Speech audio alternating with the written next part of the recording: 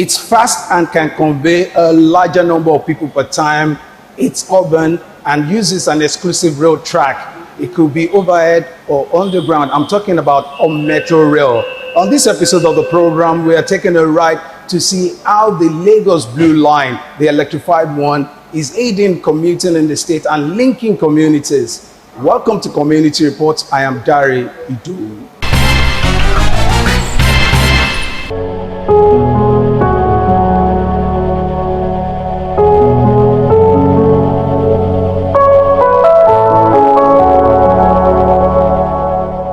Lagos, a city with more than 20 million people, always faced with the notorious traffic gridlocks in most parts of the state.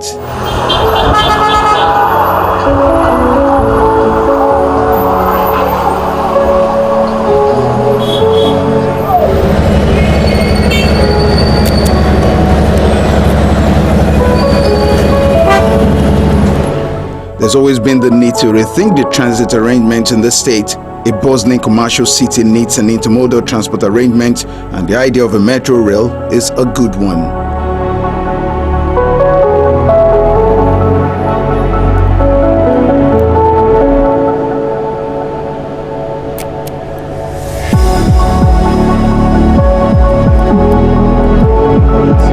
The history of rapid transit began in London with the opening of the Metropolitan Railway, which is now part of the London Underground.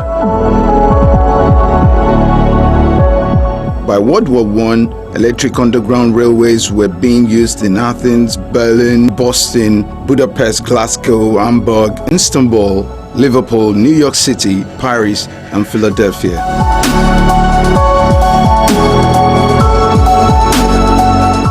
Cairo was the first African city with a metro system. This was partly converted from a railway line. The second African metro opened in Algiers in November 2011.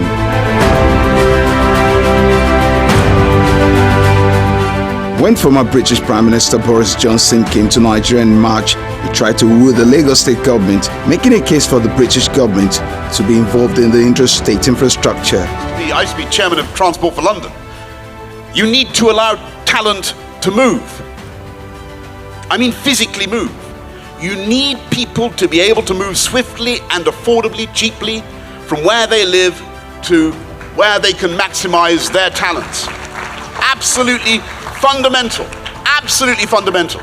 And it's one of the many blessings of living in London that in 1853, they came up with the idea of putting trains in drains, they called it, trains in tunnels. Deputy Governor, Commissioner for Transport, I've spent enough time in Lagos.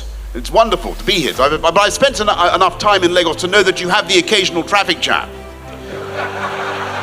Just a little bit. I mean, it's a sign of dynamism.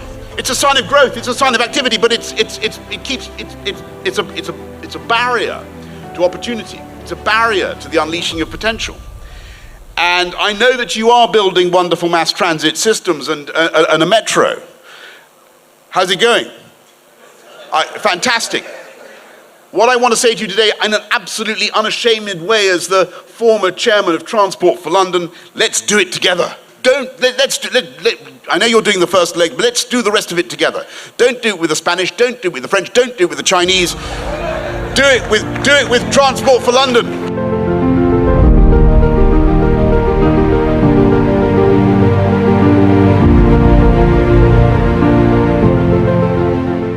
Now the state has a functional metro rail powered by electricity and of course built by the Chinese.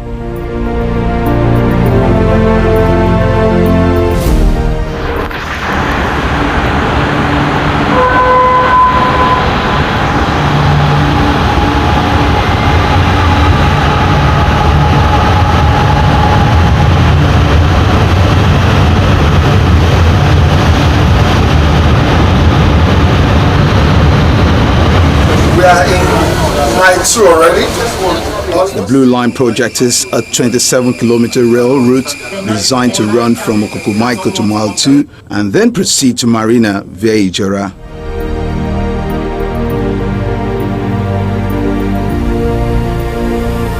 Marina, National Theatre, Orile, Zuru-Alaba Mile 2, while Phase 2 will extend the line to 27 kilometers.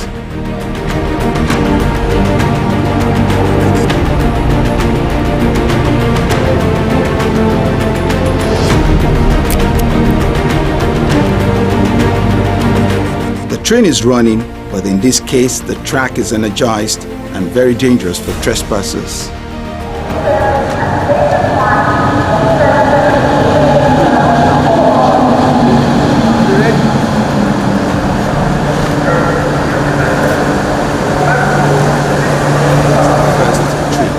"6:30 a.m. is the first trip, fully subscribed. The passengers tripping out from this trip alone shows that the train is a mass transit in the true sense of it.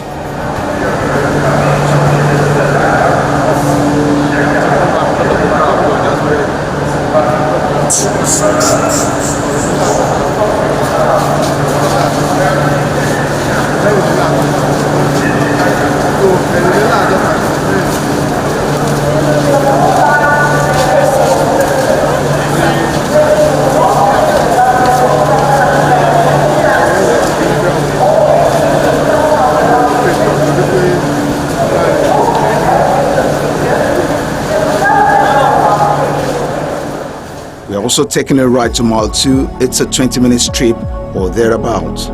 You know, initially when we started operation, we did what was called test operation. And during this period, we carried people free of charge for us to be able to achieve a certain threshold and for us to be certified to commence operation. So after doing that, we invited the general inspectors of rail for them to come and inspect the infrastructure. And they gave us a clean bill of health. And so thereafter we were able to commence full passenger operation. And that started actually on September 4 when Mr. Governor launched the passenger operation. But at that time we were only using one train set because one of the things also that we're doing was to ensure that the infrastructure is in top shape. And so we're using a locomotive to pull the coaches. But after we were really sure that we cannot begin operation using electricity. And so last week we made an announcement that we'll operate only the peak morning on Saturday, but the peak evening that the lines will be closed, then the whole of Sunday, in time for the engineers to do a complete switchover for us to begin to use electricity. And so from Monday the 16th, we started using electricity, and the response has been very massive. You just saw the train that arrived from Mile 2 at Marina Station, just a few minutes ago. And the same train is taking us back to Mile 2. And very soon you will see another train that will coming from Mile 2, that will coming from this end. And every 30 minutes you will get a train at any train station. From the very beginning, this train is constructed to use electricity. But anywhere in the world, when you are running a train operation, particularly a new train system, there are a lot of tests that you have to carry out. And that was what I referred to earlier, that the General Inspector of Rails from the Federal Ministry of Transport had to come and certify the system perfect. Now, part of why we use the locomotive was to ensure that we're able to get the system ready for electricity. And so, during the period when we used the locomotive, we actually got the system ready. And when we now realized that we are ready to go electric, and that was the same time that we went electric. When we were pulling the coaches with locomotive, we were running 12 trips per day. 6 trips in the morning and 6 trips in the evening. And you can see that the response was very massive. And because people always want to sit on the train, and one education that we've given to the commuters is that it's a metro rail. And so more people will stand in the train than sitting. If you take a typical coach has about 42 seats. And whereas that coach can take as much as 150 passengers. Each coach can take. So when you think about the 4 train sets, these four coaches could actually hold 1,000 passengers at peak period. But off peak, we will not have that many passengers. So in terms of the electricity is modern, it's faster, and it's able to run more trips than using the locomotive. Because what it means is that for us to run this number of services with locomotive, we must put 2 locomotives here. But there are just 1 locomotive that was doing, the running up and down. So it was not really easy for us to do more than 12 trips per day. And also during the break between the early morning peak and the evening peak, there are also some works that are going on. It was during this period that we were also testing, the use of electricity, in between stations. We started by testing first from Marina to National Theatre, and thereafter from National Theatre to Igomu to Alaba, and Alaba finally to Mile 2. And so what we now did was to test the entire system using the electricity. We did not do it just for 1 day. We tested it over 2 weeks just to be sure that the system is ready. And don't forget, the train has its own independent power plant. Apart from the fact that we also use power from the national grid through the whole electricity distribution company.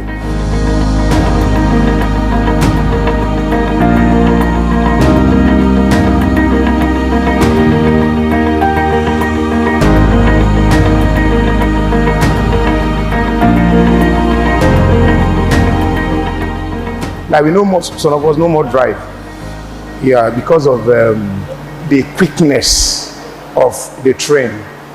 You leave and you can even time yourself. You're going to get to the office when you really want to get there. Unlike before, that you may tell somebody, okay, wait for me by 9, I will be there. You may not be there until 12 noon. But this one, once you tell somebody by 9 I will be there, by 9 you will actually be there. So it has eased the traffic problem for those of us on the road that the train is running now. They should do their best to ensure that they render the same service, transportation service there. Let it go round. After all, we are all taxpayers.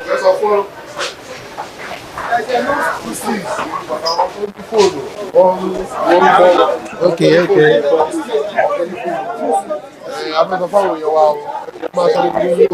I will say the problem we have now during peak hour is character issue. The officials of the transportation, the rail transportation service, we tell everyone, be on the queue, don't rush. In fact, there's even a notice to that effect. Don't rush, go one after the other. But once the doors are open, you see people rushing, that is character issue, indiscipline. We have to really talk to ourselves, the passengers. We have to review our character to ensure that we behave the way things should be done. The government is doing, they are doing their best. Government is doing its best. But unfortunately, the comfort the government is giving us, our character is taking away that comfort from us.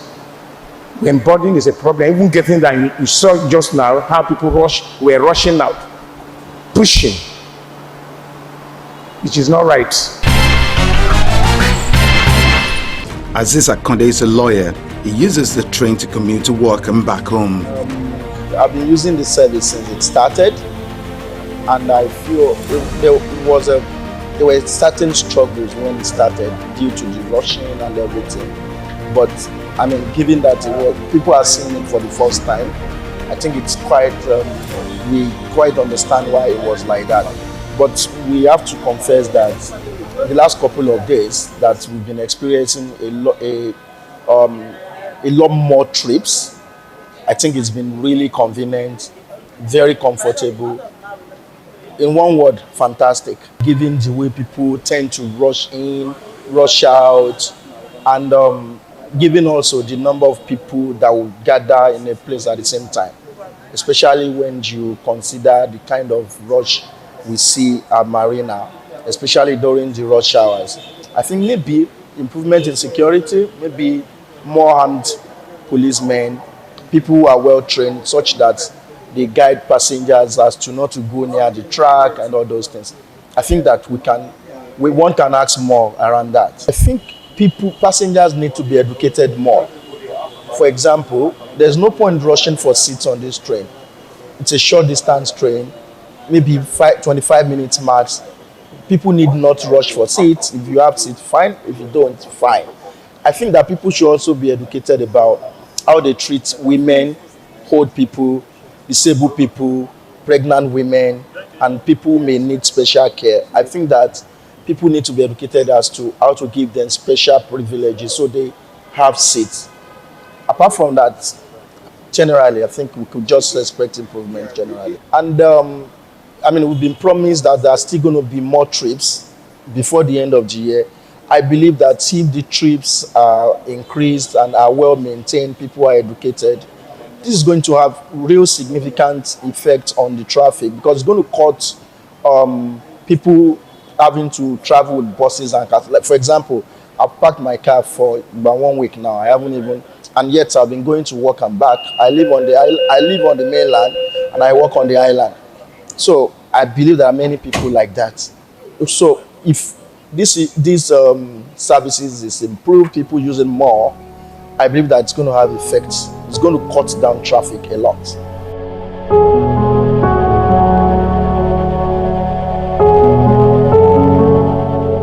The Blue Line corridor is an access for businessmen, traders, civil servants, and artisans. A mass transit option along this axis is already looking like a great idea. Actually, this is not my first time. Because, I've been entering it for let's say for 2 months. No, a month plus now. You understand? So this is not my first time actually. So what's the experience? It's okay. It's convenient. Yes. With the time schedule, it's okay. At least it favors me. They are keeping to time. Yeah, they're keeping to time. Yeah, very well. The area I would like them to improve on is the business that does business in Balogun. You understand? So whenever we get to Marina, you understand, I think we need more buses, shuttle buses, you understand, that will take us to CMS, you understand, because whenever it stops, the challenges that we do face, whenever it stops at Marina, we still have to trek from that Marina station to our different business. With a particular time or It's across like every time. So that's the main challenges that we face. You understand? Right now, you understand? I used it first time yesterday. Yeah. But I was trying to ask if there is way we can buy recharge online. So the people I met said that nothing like that. So I think if they can do it that way, so people can, you don't have to have a lot of people on the queue, queue to recharge their card. But the problem we have in this country is that power. I think if there's a constant power, things will be working. So that is the major problem we have. It's a nice one. I think they should extend to other places because there's another revenue. Like some countries that depends on transport and they make money. But remember that our main problem is power to learn these things. Well, from my house it's just 5 minutes walk to the station. Then the only challenge I'm having is going back to my office. When we come down now, have to trek 360 ground before I get on. Yes. Yes. If there should be a shuttle service to convey us. So what about the ticketing? It's okay. It's okay. Compared with the situation of things in the country, it's okay.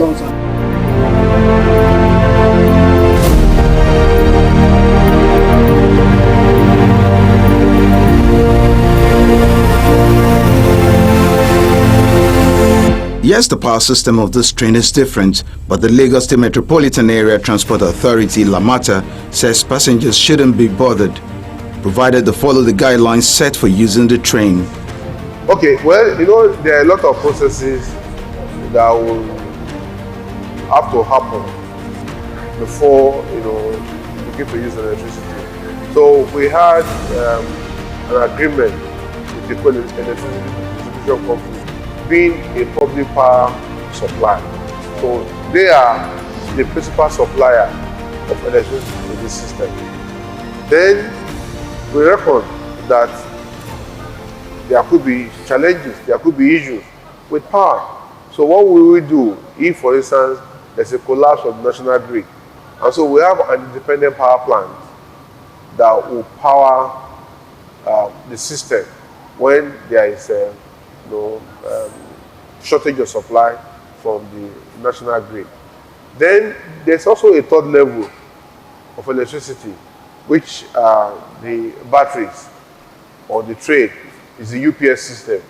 So when there is power cut from the national grid, the batteries will take over immediately so that they begin to power the train until the IPP will kick in and the battery will go silent. So during this period, the commuters will not know anything. The train is moving. And so that is the power system for this train system. Okay, I will tell you straight away that in the first day of operation, the system moved over 12,000 people.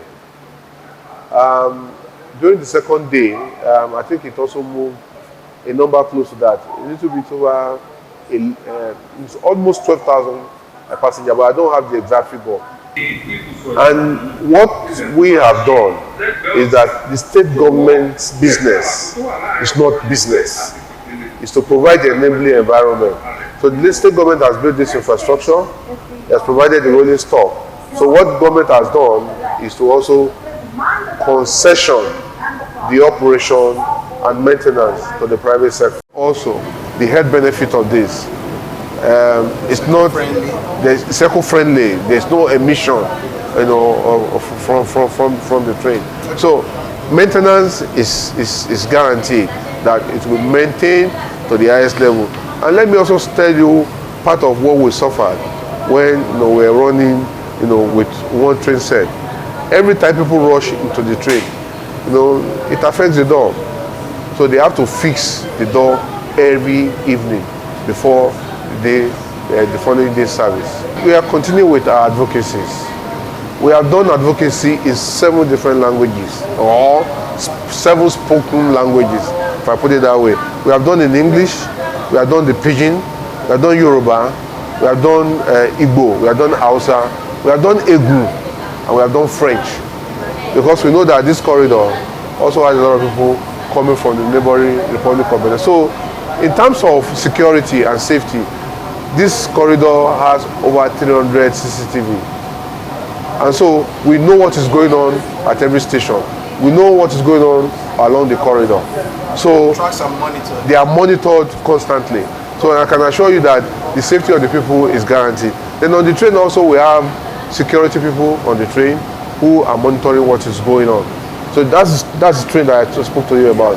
So who are monitoring what is going on. So in terms of safety, security, everything is being factored in, and we're ensuring that we follow it by the books. The government says its advocacy will not stop as it continues to appeal to Lagosians that the Blue Rail line tracks are not a marketplace and should not be used for nefarious activities. It is clear that the government and its citizens still have roles to play in ensuring that the service runs without compromising safety and security standards. That's our show for today, everyone. If you miss any part of it, you can watch it on our YouTube channel. You can also follow the conversation on our social media platforms displayed on the screen. Thank you very much for watching. I am Dare Idu. See you next time, and bye for now.